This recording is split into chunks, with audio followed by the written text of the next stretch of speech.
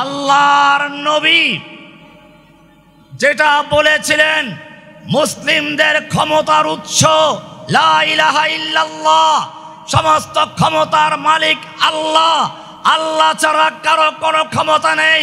কোরআনের সূরা আলে ইমরানের 26 নম্বর আয়াতে বলেছেন, কুলিল্লাহুম্মা মালিকাল মুলক, হে নবী আপনি বিশ্ববাসীকে জানিয়ে দিন আল্লাহ হচ্ছেন সমস্ত ক্ষমতার মালিক।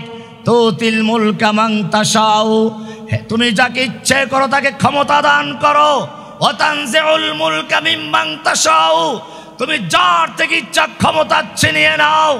আমরা দেখেছি এদেশের এক ফ্যাসিস্ট হাসিনা দুপুরে হরেক রকম খাবার তৈরি করে 100 পদের তরকারি রান্না করে বস্তা বস্তা টাকা তৈরি করে রেখেছিল, যাতে করে তার বিশেষ বাহিনীকে এগুলো খাওয়াবে আর টাকা দিয়ে পরের দিন ছাত্রদের বুকে গুলি করাবার আদেশ করবে। আল্লাহ রাব্বুল আলামিন দেখিয়ে দিলেন, তোমার এই রান্না করা খাবার তোমাকে খেতে দেওয়া হবে না। ওয়া তানজিউল মুলকা মিম্মান তাশাউ, তোমার রান্না করা খাবার রেখে সব কিছু রেখে তোমার থেকে ক্ষমতা ছিনিয়ে নেওয়া হচ্ছে, তোমাকে বাংলাদেশ ছেড়ে পালিয়ে যেতে হবে।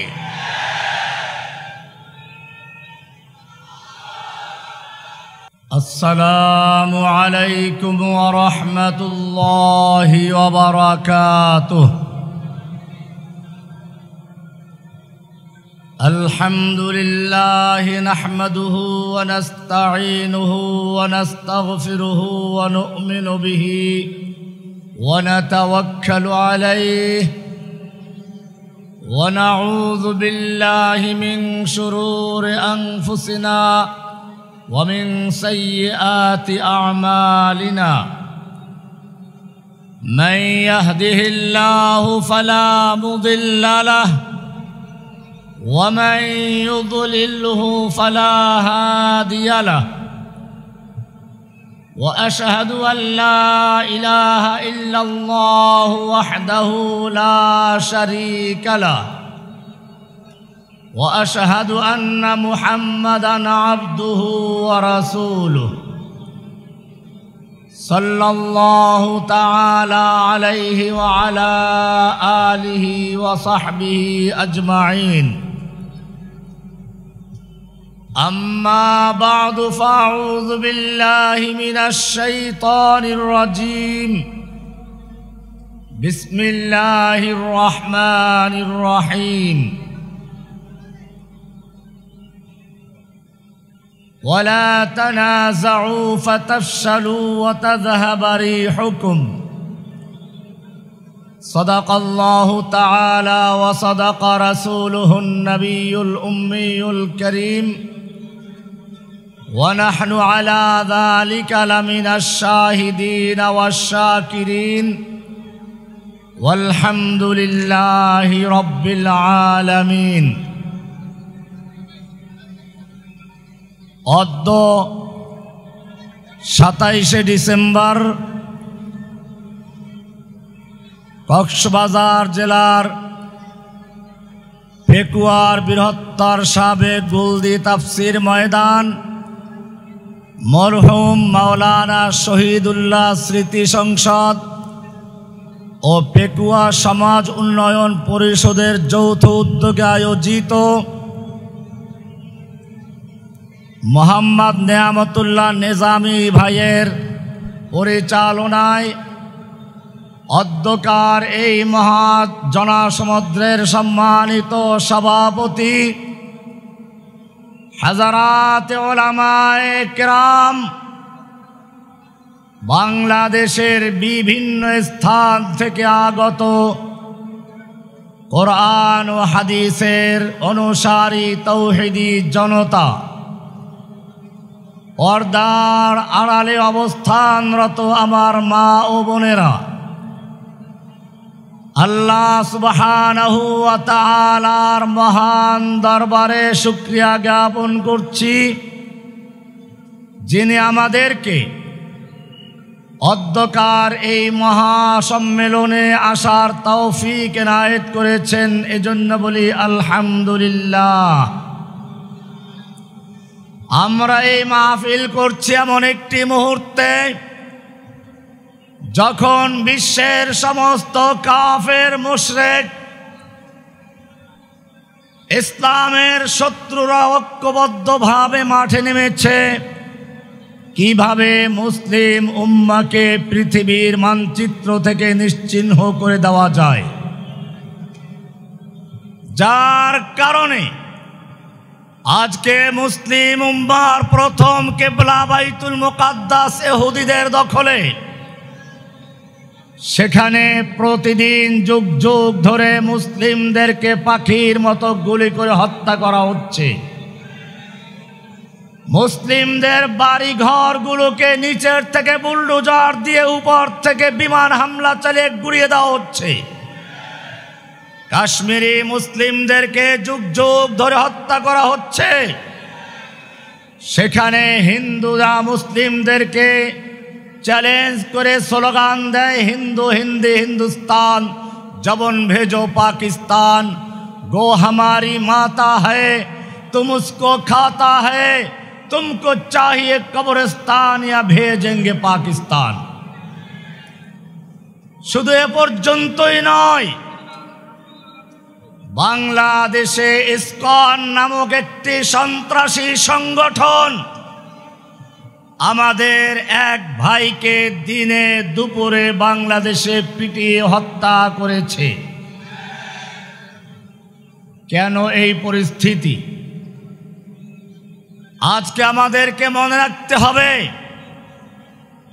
যে ইহুদিরা ওমর ইবনে খাত্তাবের যুগে, ওমর ইবনে খাত্তাব যখন খয়বর থেকে ইহুদিদেরকে বহিষ্কারের নোটিশ জারি করেছিলেন, ইহুদি নেতা তখন ওমর ইবনে খাত্তাবের দরবারে এসে বলেছিল, ওমর তুমি আমাদের কেন বহিষ্কার করছো?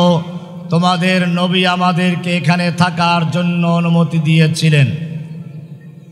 ওমর ইবনে খাত্তাব রাদিয়াল্লাহু তাআলা আনহু বলেছিলেন, আল্লাহর দুশমন, সেদিন আল্লাহর নবী যা বলেছিলেন অক্ষরে অক্ষরে আমার মনে আছে। সেদিন আল্লাহর নবী বলেছিলেন, আমি তোমাদেরকে খয়বরে ঠিক ততদিন পর্যন্ত থাকার অনুমোদন করছি যতদিন পর্যন্ত আল্লাহ মঞ্জুর করবেন। কিন্তু সেদিন বেশি দূরে নয়, যেদিন তোমাদেরকে খয়বর থেকে বহিষ্কার করা হবে এবং তোদের উট তোদেরকে নিয়ে এত দূর পর্যন্ত যেতে বাধ্য হবে, তোদের উটগুলো ক্লান্ত হয়ে যাবে। ওমর ইবনে খাত্তাব বললেন, আজকে সেদিন এসেছে, তোদেরকে এখান থেকে বহিষ্কার করা হলো, কোথায় পালাবি? পালিয়ে যা। যে ইহুদি কাল পর্যন্ত মুসলিমদের কৃষি কাজ করত, মুসলিমদের শ্রমিকের কাজ করত, সেই ইহুদিরা আজকে মুসলমানদেরকে পাইকারি দরে হত্যা করে যাচ্ছে। কেন? আল্লাহর নবী সাল্লাল্লাহু আলাইহি ওয়াসাল্লাম ভবিষ্যৎবাণী করেছেন, ইউশিকু আন ইয়াতাদাআল উমাম, অচিরেই এমন একটি মুহূর্ত আসবে যখন বিশ্বের কাফের মুশরিক ইহুদি খ্রিস্টানগুলো ঐক্যবদ্ধ হয়ে একে অপরকে আহ্বান জানাবে, আসুন আমরা ঐক্যবদ্ধ হয়ে মুসলিম উম্মাকে হত্যা করি, ধ্বংস করে দেই। যেভাবে খাবারের দস্তরখান বিছিয়ে খাবার তৈরি করে মেহমানদেরকে ডাকা হয়। সাহাবায়ে কেরাম প্রশ্ন করলেন, ইয়া রাসূলুল্লাহ, আমরা মাত্র 1-1.5 লাখ সাহাবী, আমাদের ভয়েতে গোটা দুনিয়া থরথর করে কাঁপে, আর তখন মুসলিমদের ধ্বংস করার জন্য কাফের শক্তিগুলো একে অপরকে আহ্বান করবে, এত সাহস কোত্থেকে পাবে? তখন কি মুসলিমরা একেবারেই কমে যাবে? আল্লাহর নবী সাল্লাল্লাহু আলাইহি ওয়াসাল্লাম সেদিন বলেছিলেন যে না, তখন মুসলিমদের সংখ্যা এর চেয়ে কোটি কোটি গুণ বেশি হবে। কিন্তু জেনে রাখো, তখন মুসলিমদের অবস্থা হবে গোসা উনকা গোসা ইসরাইল। তুফানের সময় পানি বন্যার সময় পানির উপরে ভাসমান খড়কুটা কচুরি পাটা ময়লা আবর্জনার যে অবস্থা হয় সেরকম হবে। সাহাবায়ে কেরাম বললেন, ইয়া রাসূলুল্লাহ, তার কারণটা কি? বললেন, তার কারণ হচ্ছে তোমাদের অন্তরের মধ্যে অহান ঢুকিয়ে দেবে, অহান। সাহাবায়ে কেরাম জিজ্ঞেস করলেন, অহান কি জিনিস? আল্লাহর নবী সাল্লাল্লাহু আলাইহি ওয়াসাল্লাম বললেন, ওহান হচ্ছে হুব্বুদ দুনিয়া ওয়া কারাহিয়াতুল মাউত। আল্লাহর রাস্তায় আল্লাহর পথে জীবন দেওয়াকে তোমরা পছন্দ করবে এবং তোমরা দুনিয়ার লোভে মোহে তোমরা মত্ত হয়ে যাবে। ভাইরা আমার, আল্লাহর নবী সাল্লাল্লাহু আলাইহি ওয়াসাল্লাম যে কথা বলেছিলেন, আজকে মুসলিম উম্মাহ সেই পথেই আগাচ্ছে। কচুরি পানার মতো যেরকম ইহুদি খ্রিস্টানরা তাদেরকে সাইলাবে ভাসিয়ে দিচ্ছে, সেরকম ভেসে যাচ্ছে। এর কারণ হচ্ছে এই, আল্লাহর নবী যেটা বলেছিলেন, মুসলিমদের ক্ষমতার উৎস লা ইলাহা ইল্লাল্লাহ, সমস্ত ক্ষমতার মালিক আল্লাহ, আল্লাহ ছাড়া কারো কোনো ক্ষমতা নেই। কোরআনের সূরা আলে ইমরানের 26 নম্বর আয়াতে বলেছেন, কুলিল্লাহুম্মা মালিকাল মুলক, হে নবী আপনি বিশ্ববাসীকে জানিয়ে দিন, আল্লাহ হচ্ছেন সমস্ত ক্ষমতার মালিক। তুতিল মুলকা মান তাশাউ, তুমি যাকে ইচ্ছে করো তাকে ক্ষমতা দান করো। ওয়া তানজিউল মুলকা মিম্মান তাশাউ, তুমি যার থেকে ইচ্ছা ক্ষমতা ছিনিয়ে নাও। আমরা দেখেছি এদেশের এক ফ্যাসিস্ট হাসিনা দুপুরে হরেক রকম খাবার তৈরি করে 100 পদের তরকারি রান্না করে বস্তা বস্তা টাকা তৈরি করে রেখেছিল, যাতে করে তার বিশেষ বাহিনীকে এগুলো খাওয়াবে আর টাকা দিয়ে পরের দিন ছাত্রদের বুকে গুলি করাবার আদেশ করবে। আল্লাহ রাব্বুল আলামিন দেখিয়ে দিলেন, তোমার এই রান্না করা খাবার তোমাকে খেতে দেওয়া হবে না। ওয়া তানজিউল মুলকা মিম্মান তাশাউ, তোমার রান্না করা খাবার রেখে সব কিছু রেখে তোমার থেকে ক্ষমতা ছিনিয়ে নেওয়া হচ্ছে। তোমাকে বাংলাদেশ ছেড়ে পালিয়ে যেতে হবে।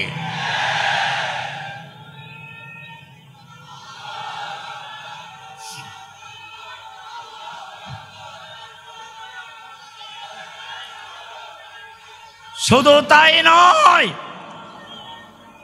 অনুরোধ করেছিল কয়েক মিনিটের বক্তব্য রেকর্ড করবে। সেনাবাহিনী জানিয়ে দিল, 2 দিক থেকে যেভাবে প্লাবন আসছে তাতে আর তোমার বক্তব্য দেওয়ার কোনো সুযোগ নেই। তুমি যদি বক্তব্য দিতে যাও 45 মিনিটের মধ্যে 2 দিক থেকে আল্লাহর গজব হয়ে আবাবিল পাখি এসে তোমাকে ছিঁড়ে ফিরে কুত্তার মতো কিলে ফেলবে।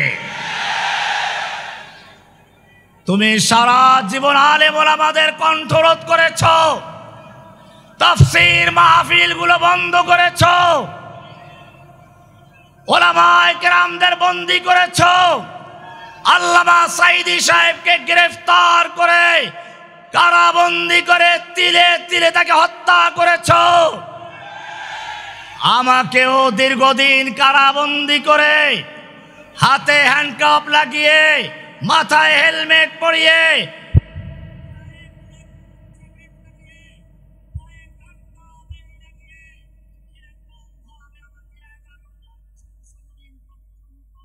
কারাগারে নির্জন কারাবাসে বন্দী করা হয়েছিল। আমি আপনাদের বলতে চাই, আমি দেখেছি সে অবস্থায়ও আল্লাহ সুবহানাহু ওয়া তাআলা আমাদের ইজ্জত দিয়েছেন, সম্মান দিয়েছেন। মানুষ সুযোগ পেলে হাত মেলাবার চেষ্টা করেছে, পকেটে টাকা পয়সা হাদিয়া দেওয়ার চেষ্টা করেছে, কিন্তু আপনারা দেখেছেন আমাদেরকে যারা কারাবন্দী করেছিল, আজকে যখন তারাও সেই কারাগারে বন্দী হয়েছে, তাদের মাথায় হেলমেট গেছে। এবারে জনগণ তাদের সঙ্গে মুসাফা করতে নয়, পচা টিম দিয়ে আর ছেঁড়া জুতা দিয়ে তাদেরকে স্বাগত জানায়।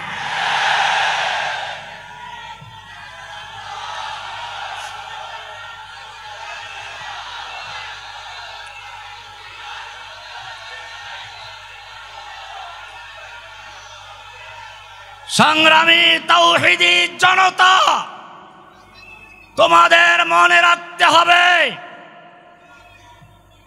মুসলিমদের মূল শক্তি হচ্ছে ঐক্যবদ্ধ থাকা। কোরআন বলছে ওয়াতাসিমু বিহাবলিল্লাহি জামিআন ওয়া লা তাফাররাকু, তোমরা আল্লাহর রজ্জুকে কোরআনকে ঐক্যবদ্ধভাবে একসাথে ধারণ করো, পরস্পর বিচ্ছিন্ন হইও না। বিচ্ছিন্ন যদি হয়ে যাও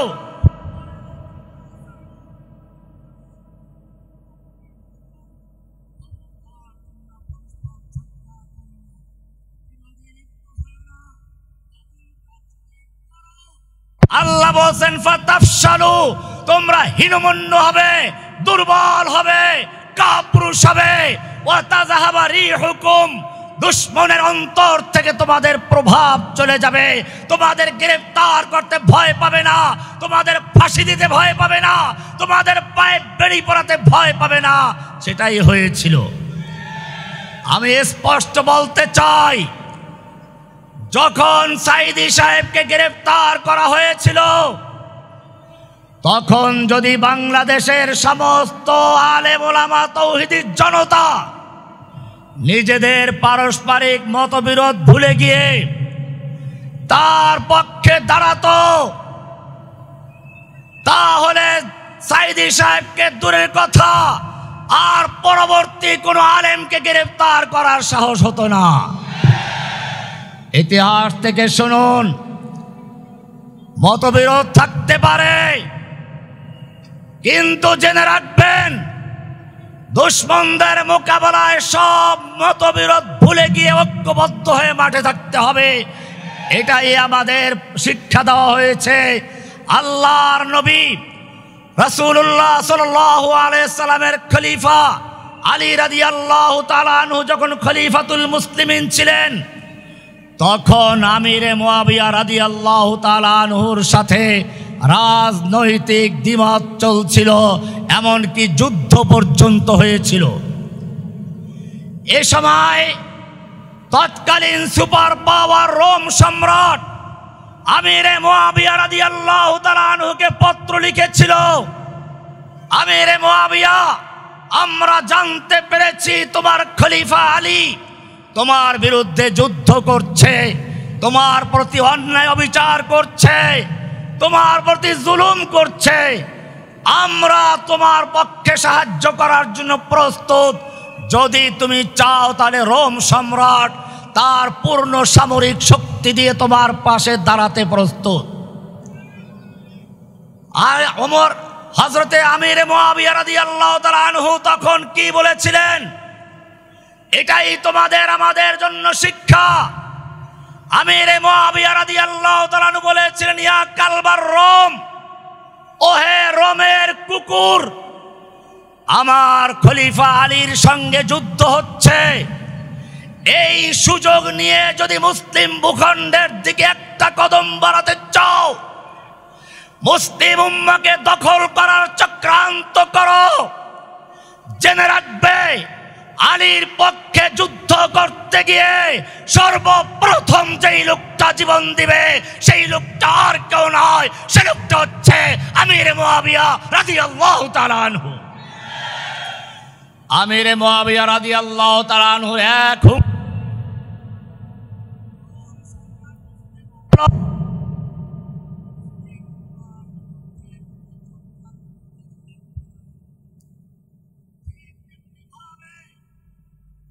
বলতে চাই, যখন সাইদি সাহেবকে গ্রেফতার করা হয়েছিল, তখন যদি এদেশের তাওহীদি জনতা তৎকালীন জালেম ফ্যাসিস্ট হাসিনাকে জানিয়ে দিত, ওহে জালিম, জেনে রাখবি সাইদি সাহেবের সঙ্গে রাজনৈতিকভাবে দ্বিমত থাকতেই পারে, আমাদের মুসলিম দলগুলোর মধ্যে বিভিন্ন মতভেদ থাকতে পারে, কিন্তু জেনে রাখবি আমাদের একজন আলেমের উপরে যদি কোনো হামলা হয়, আমরা সকলে ঐক্যবদ্ধ হয়ে তার পক্ষে বুকের তাজা রক্ত ঢেলে দেওয়ার জন্য প্রস্তুত।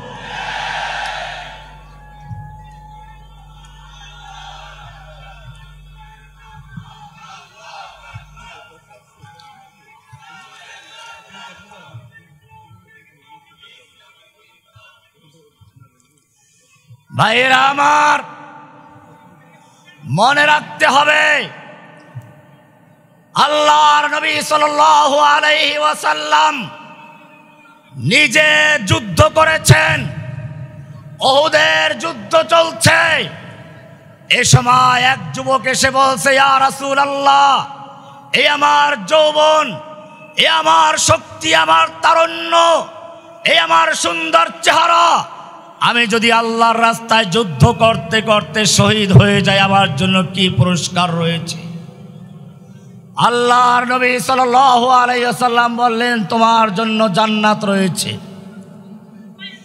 যুবক বলল, বাহ, কি সুন্দর সুসংবাদ।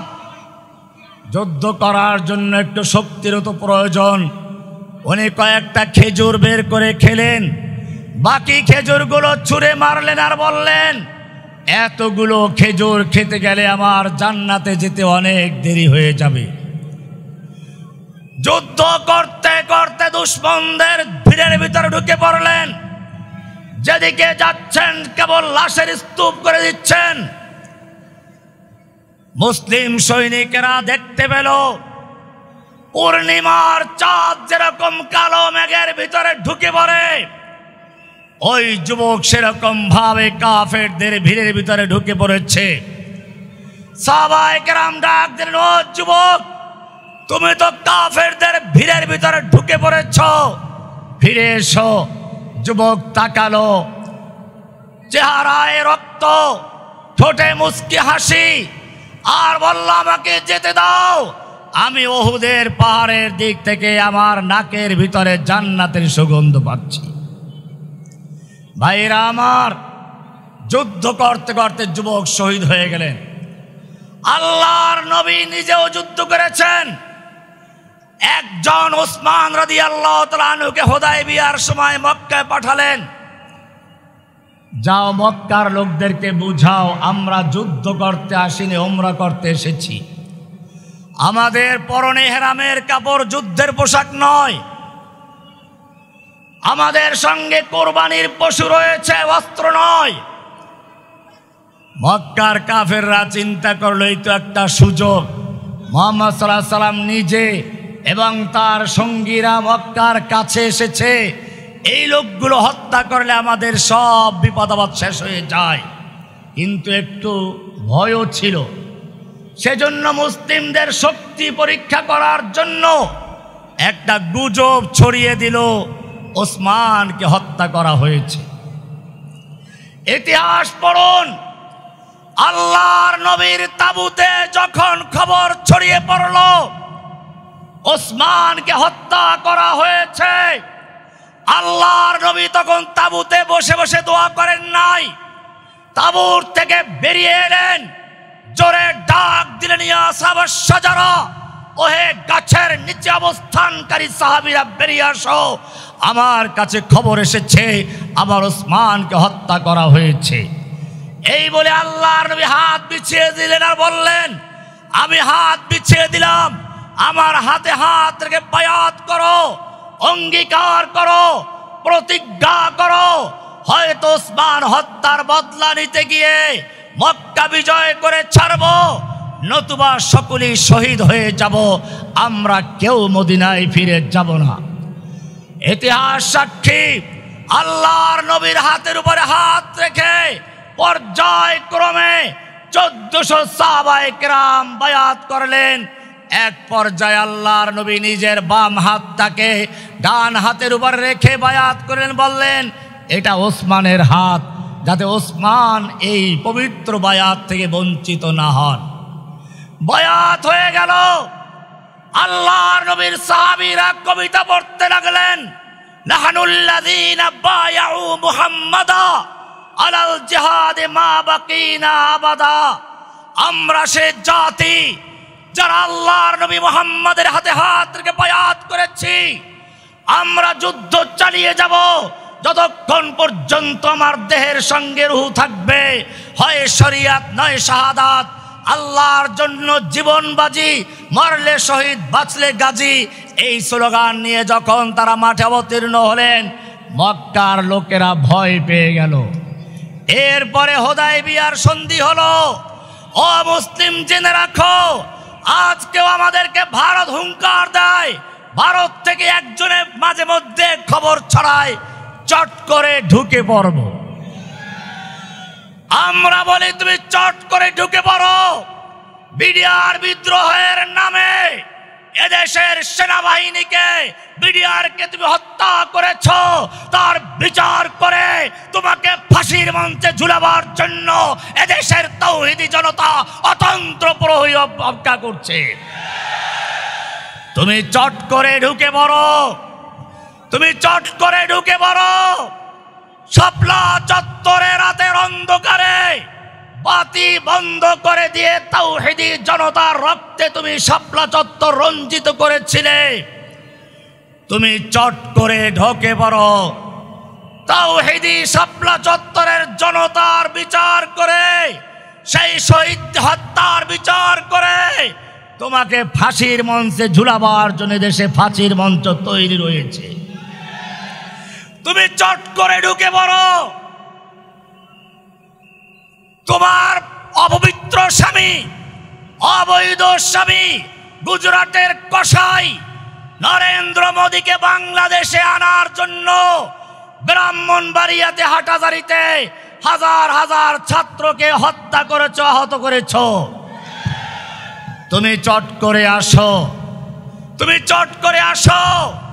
ব্রাহ্মণবাড়িয়ার শহীদদের এবং হাটাজারির শহীদদের বিচার করে তোমাকে ফাঁসির মঞ্চে ঝুলাবার জন্য দেশের মানুষ তৈরি আছে। বলছিলাম, মক্কার কাফেররা যখন অঙ্গীকার শুনলো, বায়াতের খবর শুনলো, ওদের হৃৎপিণ্ডে জালজালা তৈরি হয়ে গেল, ভয় পেয়ে গেল। এবারে তারা হুদায়বিয়ার সন্ধি করার জন্য তৈরি হলো। এই খবর শুধুমাত্র মক্কা পর্যন্ত নয়, কোরআন হাদিস পড়ো। সাত আসমান ভেদ করে, লৌহ কলম ছেদ করে আল্লাহর আরশ পর্যন্ত এই বায়াতের খবর হয়ে গেছে। কোরআনের সূরা ফাতাহ এর 10 নম্বর আয়াত আল্লাহ বলছেন, লাকাদ রাদিয়াল্লাহু আনিল মুমিনিনা ইয ইউবাইউনাকা তাহতাশ শাজারা। হে নবী, আপনার প্রতি আল্লাহ তাআলা সন্তুষ্ট হয়েছেন, মুমিনদের প্রতি আল্লাহ তাআলা রাজি খুশি হয়েছেন, সন্তুষ্ট হয়েছেন যখন তারা আপনার হাতে হাত রেখে বায়াত করছিল গাছের নিচে বসে। শুধু রাজি খুশি নয়, আরো সামনে পড়ুন, সূরা ফাতার 18 নম্বর আয়াত আল্লাহ বলছেন, ইন্নাল্লাযীনা ইউবাইউনাকা ইন্নামা ইউবাইউনাল্লাহ। হে নবী, যারা আপনার হাতে হাত রেখে বায়াত করেছে, তারা আপনার হাতে হাত রেখে বায়াত করে নাই, বরং স্বয়ং আল্লাহর হাতে হাত রেখে বায়াত করেছে। ইয়াদুল্লাহি ফাওকা আইদিহিম, তাদের হাতের উপরে স্বয়ং আল্লাহর হাত ছিল। আমি আপনাদের বলতে চাই, একজন ওসমান হত্যার খবর পেয়ে আল্লাহর নবী সেদিন নিজের জীবন উৎসর্গ করেছিলেন, যুদ্ধের জন্য বায়াত নিয়েছিলেন। আমি তোমাদের জিজ্ঞেস করতে চাই, আজকে হাজার হাজার ওসমান বাংলাদেশের কারাগারে, এমনকি সাইদি সাহেব থেকে শুরু করে জসিমউদ্দিন রহমানী পর্যন্ত হাজার হাজার আলেমকে জেলে বন্দি করা হয়েছে, অনেককে ফাঁসি দেওয়া হয়েছে, অনেককে নির্মম অত্যাচার করে ধুকে ধুকে মারা হয়েছে, গুম করা হয়েছে, খুন করা হয়েছে। এমনি ভাবে বিশ্বের বিভিন্ন প্রান্তে মানুষদেরকে অত্যাচার করা হচ্ছে, মুমিনদের হত্যা করা হচ্ছে। কোরআনের ভাষায় আহ্বান জানানো হচ্ছে, ওমা লাকুম লা তুকাতিলুনা ফি সাবিলিল্লাহ। আল্লাহ বলছেন, ও হে যুবকেরা, তোমাদের কি হলো? তোমরা লড়াই করছো না, আল্লাহর পথে যুদ্ধ করছো না।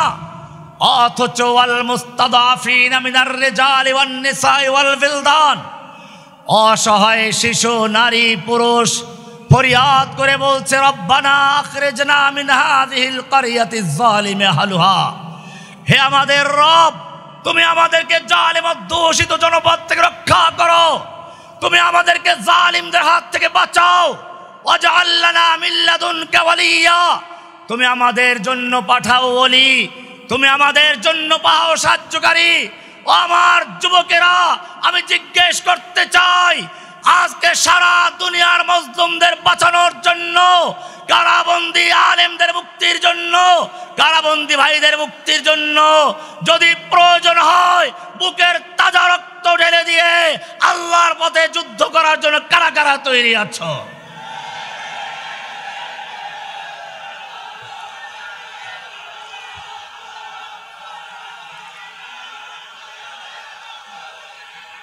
জেনে রাখবে, তোমার আমার চেয়ে, তোমার আমার নবীর চেহারা অনেক সুন্দর ছিল,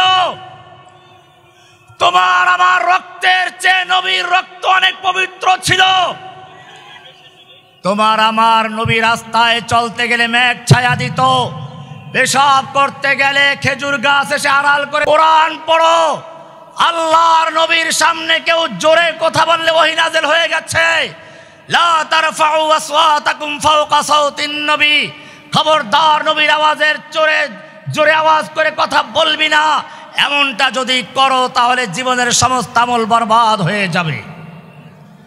তোমার আমার নবী যখন কোরআন মুখস্থ করার জন্য ঠোঁট নাড়াচাড়া করছেন, আল্লাহ বলছেন লা তুহাররিক বিহি লিসানাকা লিতাজালা বি, হে নবী কোরআন দ্রুত মুখস্থ করার জন্য আপনি ঠোঁট নাড়াচাড়া করবেন না।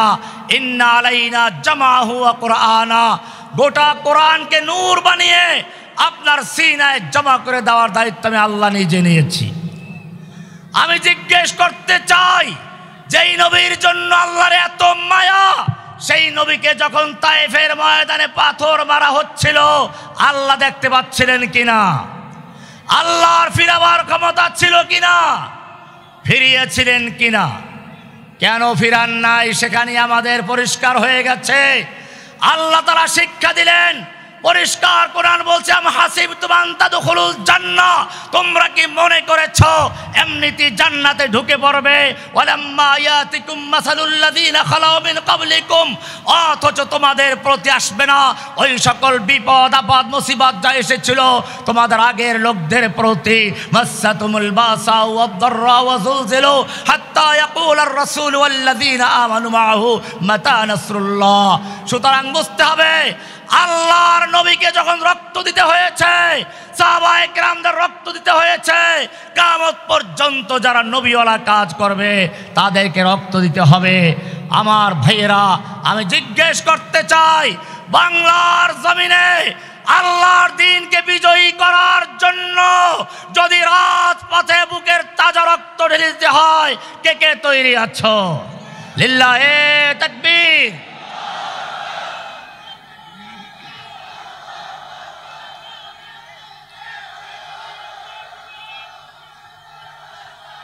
وآخر دعوانا أن الحمد لله رب العالمين. السلام عليكم ورحمة الله تعالى وبركاته.